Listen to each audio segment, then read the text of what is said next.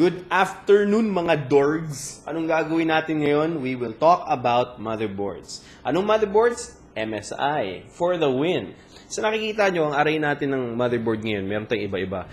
H77MA G43, Z77A G43, Z77A GD65, X79A GD65 8D, Big Bang Z77M Power, pati B75MA P45.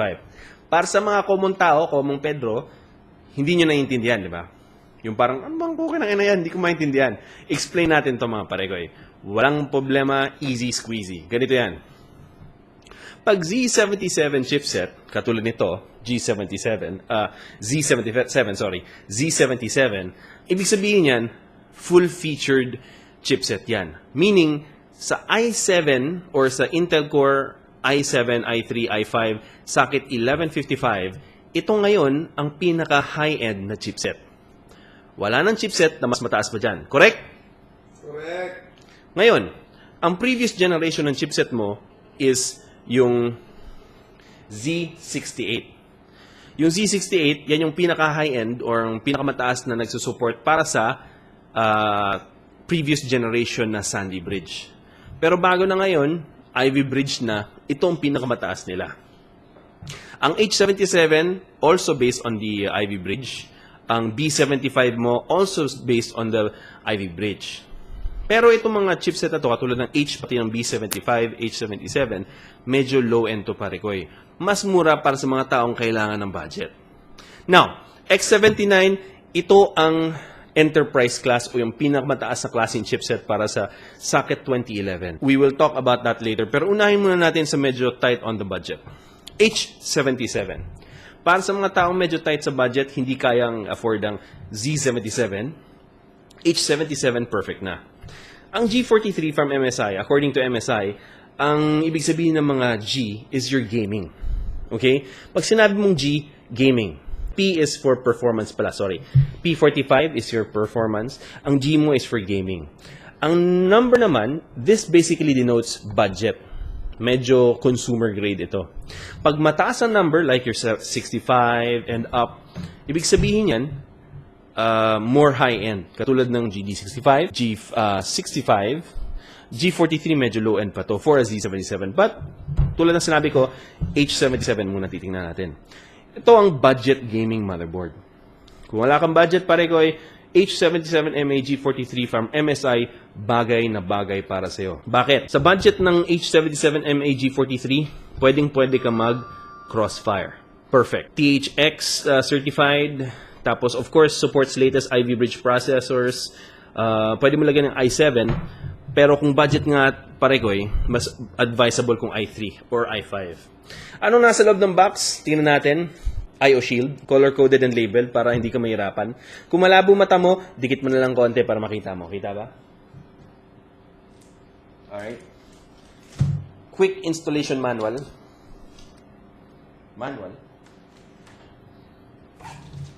Driver utilities.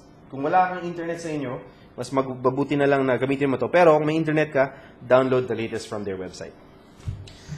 Installation notes para sa mga gumagamit pa rin ng XP. Pero sa tingin ko, pag gamer ka, hindi na XP ang gamit mo. Dapat lang. MSI, user guide, makapal. Pwedeng ipanampal sa makukulit na kapatid. SATA, dalawa. Angled siya, pero nice kasi black and white. Q connectors.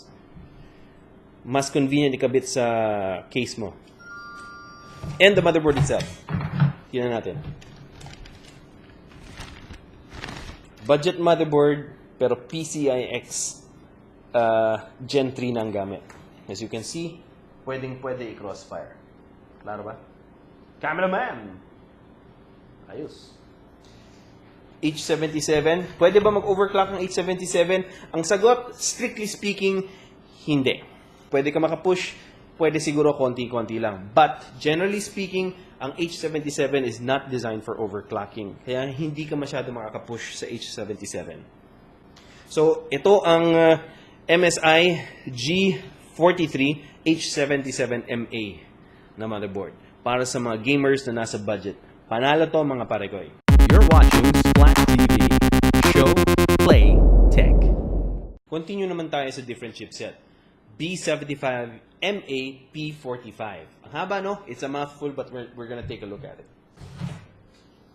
Ito na ang motherboard. B75MAP45.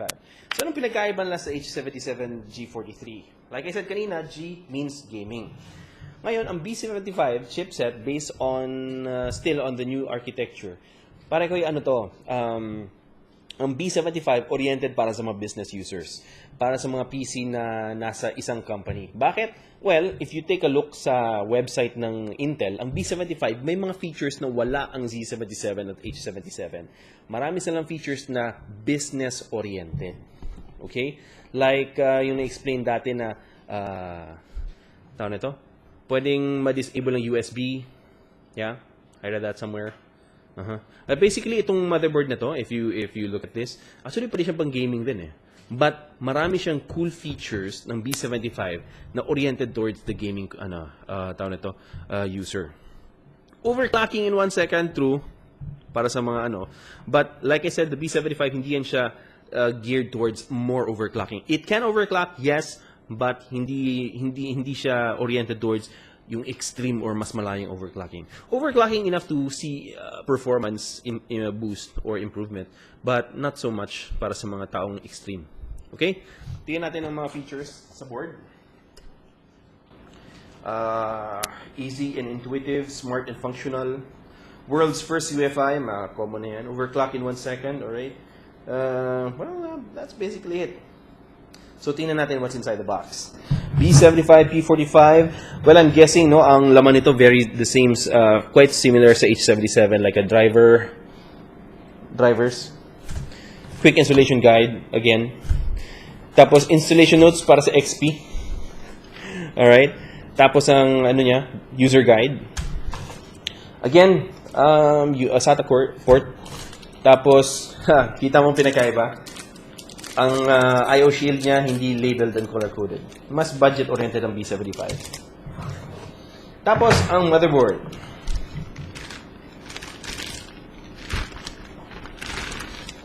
Same, gumagamit din siya ng PCI X Gen 3, which is good. Although, hindi na siya crossfire ready. As you can see, iisa na lang ang kanyang PCIe. Tapos, PCI, and then isang PCIe 1X. Tapos wala kang makita MOSFET coolers. But basically the same. 6 pa rin ang makikita mong SATA ports. Alright? Tapos your basic fare, gigabit port, USB, TVI, VGA, tapos audio ports. Alright? Yan ang B75MA motherboard. You're watching Splat TV. Show, play, tech. Continuing with our story, kung meron man tayong story, we will now move on sa pinakihintay ng marami sa inyong mga nerds, ang gaming series. Titingnan naman natin ang Z77A G43 at ang Z77A GD65. We will unbox them both at the same time para makita nyo yung difference. Pero before that, i-move muna natin to para hindi istorbo. Alright? So, G43, GD65, anong pinagkaiba nila?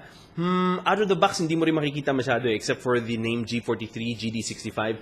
Pero makikita natin as we open and go along. Ngayon, both military class 3 grade ang parts na ginamit, top quality and stability. And if we look at them sa likod ng box, at first glance, basically pareho. Solid caps, overclock in 1 second, USB 3, SATA 6, Instant OC, THX, PCIe Gen 3, Supreme Ferrite chokes. Ito, alam mo, ito isa sa mga pinaka-paborito ko, yung SFC, yung Supreme Ferrite chokes. Very good. Yeah, if you, they started using this sa mga military class nila na video cards. Itong ferrite chokes nila, which is very good. Ngayon, you can see them on their motherboards na. So if your motherboard hindi gumagamit ng ganito, dapat ito na ginagamit niya. Very, very good. Ngayon, other differences nila, as you can see, basically pareho sila. Alright, ito, may Dr. Moss siya. Meron ba Dr. Moss sa kabila? Wala, no? Wala ba? High C caps, Wala siyang high C-cap. Makikita natin yan. Pero kung titingnan nyo mga pare ko, i-side by side natin mas makapal ang box ng GD65. No-brainer, no? Ang GD65, mas may price premium ito over the G43. Kung gamer ka, gusto mo ng crossfire, but on a budget, G43. G7, okay rin siya kasi same chipset pa rin. Ang pinagkaiba nila nito, I tell you, is features. Makikita mo yung mga features na yan and a bit on the motherboard once we open it. So, buksan na natin. Z77AG43 at Z77GD65. Okay? Klaro ba? Hindi ba klaro? Yan at natin konti. Yan ang laman ng G43. Ito ang laman ng GD65. Obviously, mas marami siyang papel sa loob. Pero hindi yan ang main feature niya. So, isa-isayin natin to. Quick installation guide, of course. Labeled and color-coded na I/O shield. Install notes para sa XP. Again, kung gamer ka, XP pa rin ginagamit mo, may gulay. MSI driver installation, drivers and utilities. Download the latest always. Manual, user guide. SATA, angled SATA. Isang angled SATA at isang normal. Hindi, parehong angled SATA. Q connectors. Okay, sa kabila naman, pareho lang din. Merong manual, merong XP install notes, merong installation guide. SATA cables, pareho lang din. Dalawang SATA cables lang. Bling. Pare, itong bling. Black labeled I/O shield. Ito ang unang pagkakaiba na pansin ko.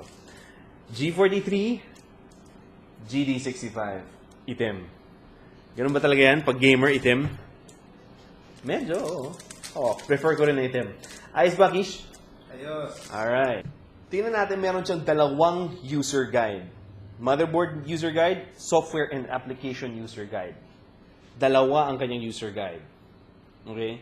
So, ito rin isa sa mga premium na binabayaran mo. Meron siyang MSI Intel overclocking guide. Meron kang kodigo. So, kung hindi ka marunong, may kodigo ka dito. Paano gagawin yan? And by the way, it's on glossy paper. Ew, glossy. I like it, yeah. Drivers and utilities, same lang. SATA. Meron siyang SLI bridge. May isang SLI bridge. Neat. Q connectors. And contact points. Extenders para sa contact points. Para sa mga extreme overclockers, perfect to. Pag hindi ka marunong gumamit ito, huwag mo itong buksan, huwag mo nang pakilaman. Pero pag marunong ka, pare, panalo. Certificate of Quality and Stability. Ano ba to? This is not any ordinary paper. What this means, ganito yan. Yung motherboard na to, itong nasa loob dito, ito ang certificate niya to verify na this motherboard has been tested. Ang certificate na to states na high quality ang parts na ginamit. Which is very good. Congratulations. Kung wala ka pang nakuha ang certificate sa buong buhay mo, ito ang pinakaunang certificate na nakuha mo. Yay! Ngayon, let's take a look at the difference between the two motherboards. Kita ba? Alam mo, first, anong pinakaunang napansin mo, pre? Mas malaki. Mas malaki. Pati mas maraming sticker. Hindi, seriously. Look at this. Kung ang G43, merong MOSFET coolers, meron din sa kabila ang GD65. But, kung kaya mong ma-zoom in to, tingnan mo, merong heat pipe, may heat pipe in between versus walang heat pipe. Kita mo? Walang heat pipe, may heat pipe. Okay? May virtue chip ang GD65. So, both SLI and Crossfire pwede. Dito, crossfire lang. Hindi niya sinabing SLI ang pwede. Ito pang isang pinagkaiba. Tatlo ang PCIe lanes na 16X, dito dalawa. Although, pag nag-crossfire SLI ka, hindi na 16, dalawa, pareho yan. 8 and 8 na lang. 8 and 8 din ito. Other points of difference, kung makita mo, ang SFC niya, 1, 2, 3, 4, 5. Dito sa GD65, mas marami. Nakita mo, ang super ferrite chokes niya, konti lang, compared sa mas maraming ferrite chokes ito. Ilan ba? Bilangan natin. 1, 2, 3, 4, 5, 6, 7, 8, 9, 10, 11, 12. 12 versus 1, 2, 3, 4, 5. So, you would know na ang GD65 would have cleaner and more stable and mas reliable sa overclocking. Right?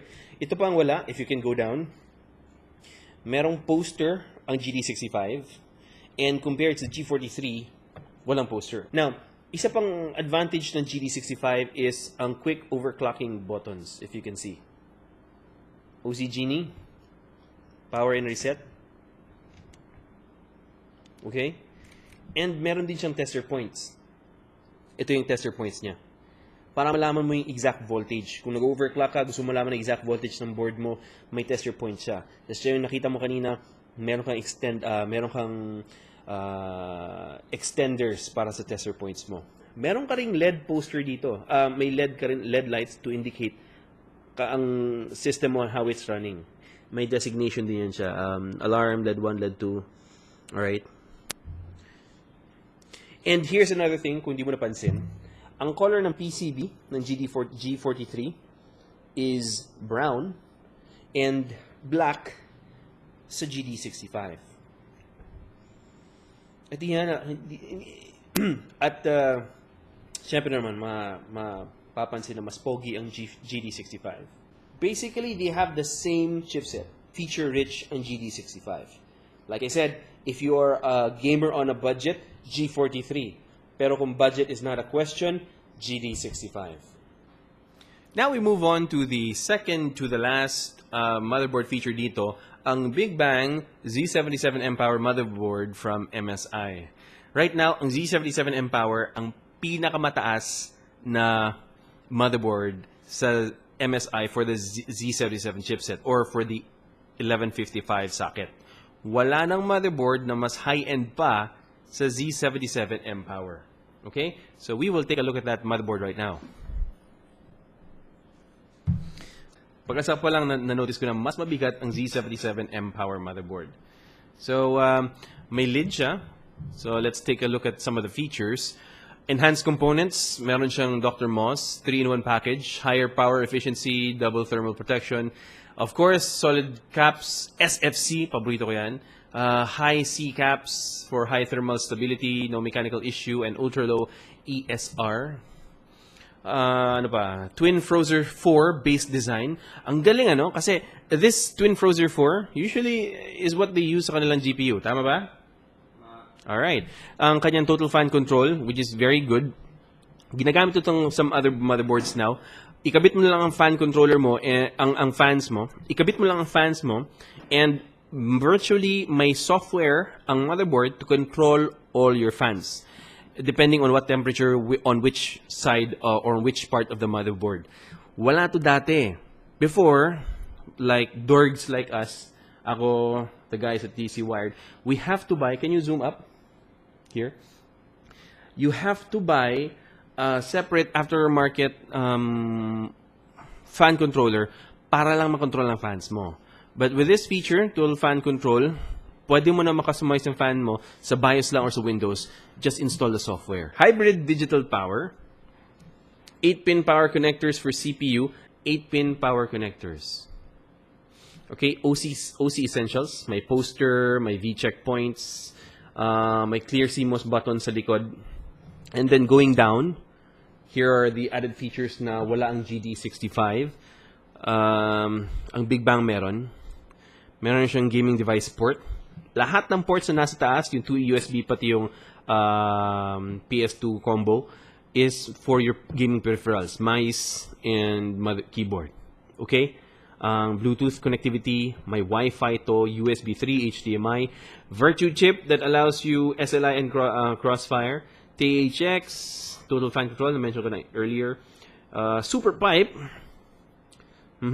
And, well, tama na yan. Tingnan natin loob nito. Na-excite na ako. Alright? 4.6 OC ready.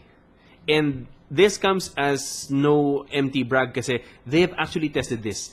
Itong motherboard mismo na to, tinestingan nila at 4.6 stable. Tapos nilagay nila si box, shinip nila. So lahat ng mga boards nila na Z77M Power actually hand-tested. Okay? Kung di mo alam yan, explain natin as we go along. Buksan na natin ang motherboard. Ang box.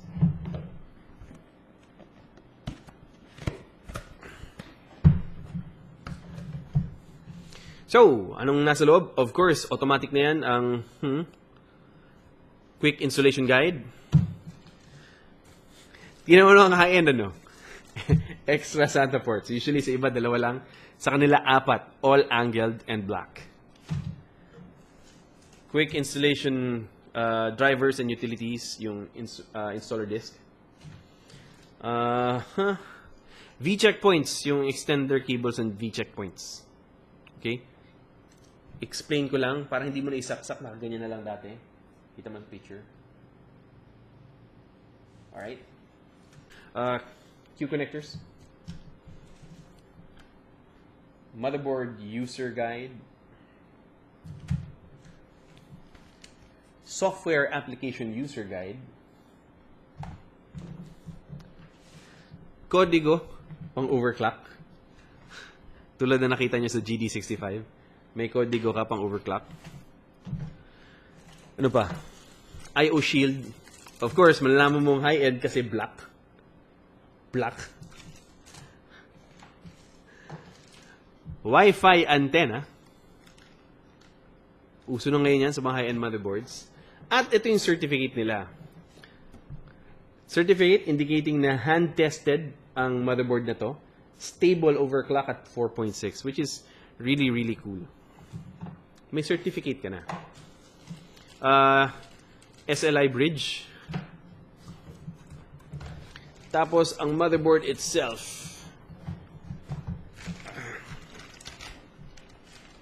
Mabigat. Nice.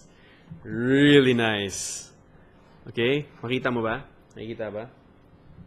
Lapit, layo. Lapit, layo. Ano ba? Okay. So, itong military class na 3 na Big Bang motherboard. Kung hindi mo manotice, kung hindi ba klaro, lapit natin. Matte black ang motherboard. Poging-pogi mga pare. Super ferrite chokes. Marami. Kumpleto. High C caps, solid caps. Tapos pwede sa crossfire and SLI. Meron siyang 6-pin, 8-pin para sa power. Tingnan mo ang cooler. Black. SLI and crossfire ready. Meron siyang 3 PCIe slots. Tapos walang PCI, all PCIe lang. 1X, 1X, 1X, 1X, and 16, 16, 16. Although hindi yan siya working rated at 16 rated at 16 yan, kaso lang, pag nag-crossfire ka na, 8X, 8X na yan siya.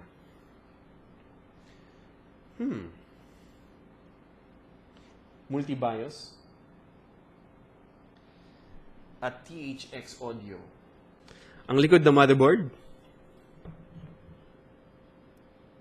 Ayan po, ladies and gents, ang MSI Z77M Power o ang Big Bang. Ito ang pinaka-high-end nila. Oy, tama nga pala ang likod. PS2 combo, USB 2.0, 3.0, may 6 sa likod, gigabit port, optical, HDMI.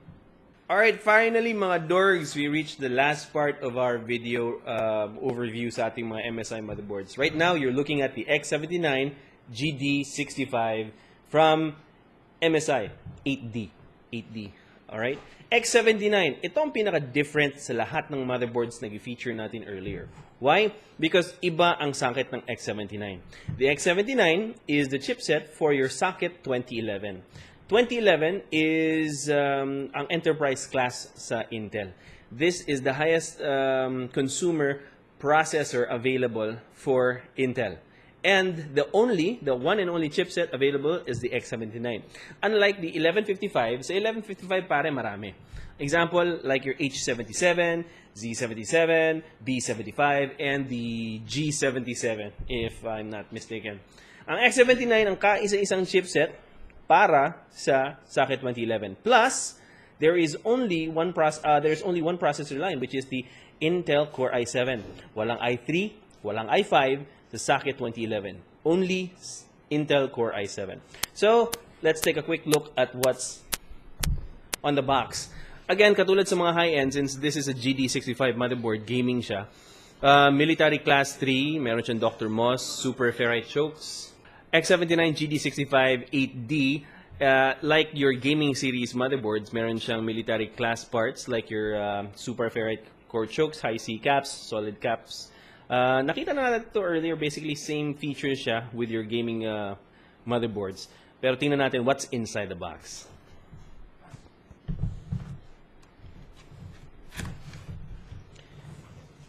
Now, sa series ng GD65, ang similar sa kanilang mga, like the GD65 and the Big Bang, they all have certificate of quality and stability. Meaning, ang mga motherboards na to, like the GD65 and the Big Bang, all hand-tested. They were overclocked to a certain degree. Tapos, the probability of having a dead board out of the box is almost zero since all of these boards were hand-tested. Again, katulad ng mga high-end boards, meron silang kodigo pang overclock. Kodigo. Hindi na mahirap mag-overclock ngayon kasi may kodigo ka. Quick guide. Alright. Again, very nice. A full-colored diagram ng iyong motherboard. Very, very nice. On glossy paper. Kita mo ba? Alright. Alam mo, this really helps. Kasi if you're plotting out your motherboard, tas hanap ko pa, this, actually, ang laking tulong nito. Very, very nice. Software, may dalawang manual yan. They always come in two manuals. Like the user guide for the actual main board and the software and application user guide. Huhulaan ko pa kulay nito, Kish. Anong kulay nito? Tingin mo? Black. Black? Tama ka. Again, follow suit. Basta mga high-end gaming motherboards sa MSI, ang kanilang I/O shield is black. Yung mga performance grade, pati yung mga budget is color-coded and labeled. Ito labeled din to, although black siya lahat. Tapos yung mga entry-level talaga, yung mga pinakamura, walang color and non-labeled. But if it's black, high-end. Ngayon, meron siyang, interesting. Meron siyang PCI eSATA and Molex connector, PCI bracket sa likod. I-connect mo sa motherboard mo para may external ka. And this is power. Okay. SATA power and extra SATA cables. Nice.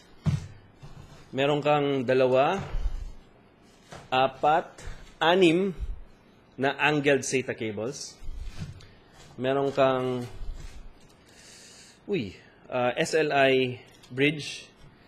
Again, drivers and utilities, quick installation guide, and finally, hindi pa final, PCIe bracket din. PCIe bracket din for your USB 3. And Q connectors. Your motherboard is not complete without Q connectors. Ngayon, tingnan natin anong itsura ng motherboard. Alright, para sa hindi nakakaalam, ang 2011 ang pinaka-high-end sa lahat ng i7. Alright? So napapansin nyo, marami siyang RAM slots or RAM DIMM slots. Alright? There are 8. Kasi quad channel ito. Kung most motherboards merong dual channel, tapos yung previous 1366 is triple channel, ito quad channel. Closer look.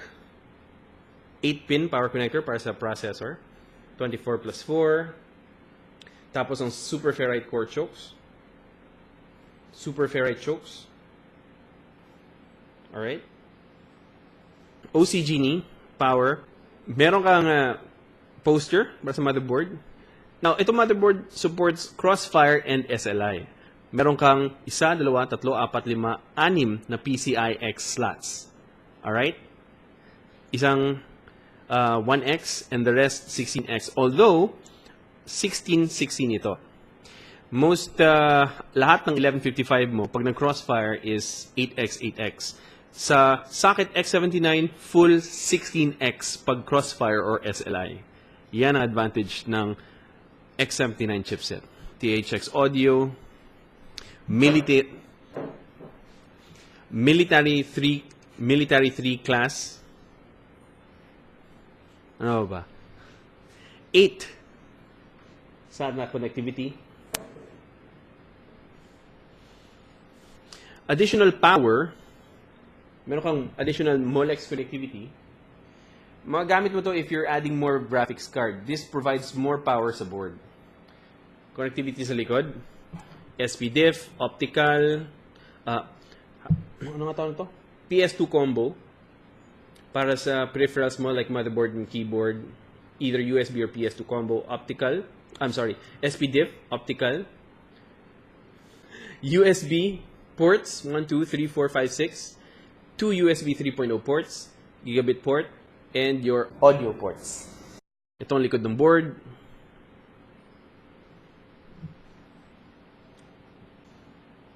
And yan ang inyong MSI X79A GT65 motherboard. So, mga dorgs, in summation, pare ko, these motherboards all depends on anong kailangan mo. Depending on your budget. If you're a gamer on a budget, H77MA G43, okay na siya. Pero if you have a little more money to burn, go full features chipset like the Z77A G43. But kung gusto mo talaga uncompromised, Z77A G65 or yung Big Bang ang pinaka-high-end nila. Yung Big Bang Z77M Power. Depende rin sa socket mo. If wala kang problem sa budget, go 2011, like the X79A GD65. But if you're if ginagamit mo lang PC mo for your business, the B75MA P45 is perfect for you. Thank you very much, MSI, for all these motherboards. And don't forget, all of these available to Blink. Powered by Blink, the company trusted by PC experts.